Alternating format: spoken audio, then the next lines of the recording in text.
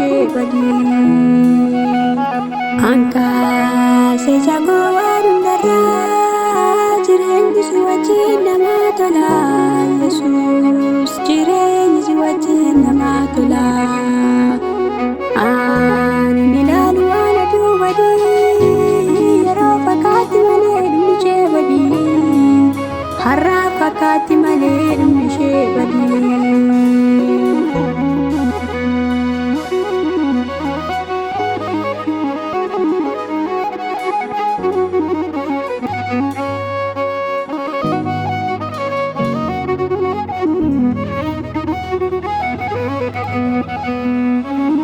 Nubachiisa daraakee baay'ee dingalee waaqummaan kee nun balleessina daraa warra kan kee nu baay'isi araara kee nu baay'isi araara kee nurraa kaasi dheekkamsa kee nurraa kaasi dheekkamsa kee nun balleessina daraa kee nun balleessina daraa kee nubachiisa daraakee dingalee waaqummaan kee nun balleessina daraa warra kan kee nu baay'isi araara kee nu baay'isi araara kee nurraa kaasi dheekkamsa kee nurraa kaasi dheekkamsa kee nun balleessina daraa kee nun balleessina daraa kee.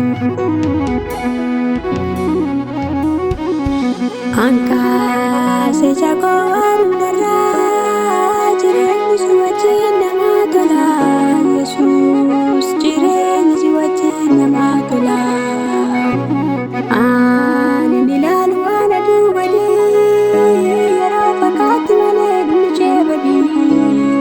Har'a fakkaatti malee dhumni ishee badii.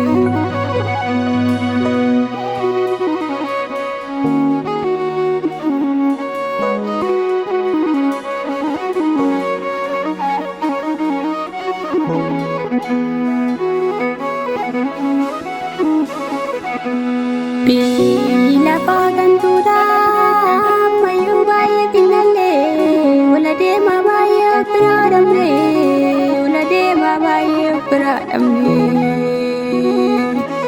rafanii achiin hafuu bahanii karaatti hafuu barichoo bara dhumaatii kaasi jagee achirraatti kaasi jagee achirraatti.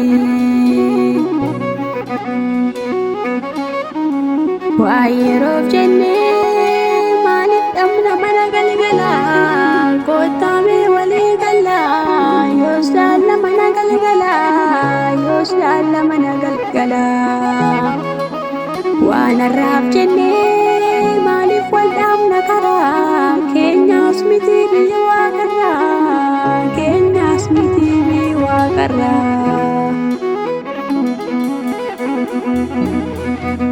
Anka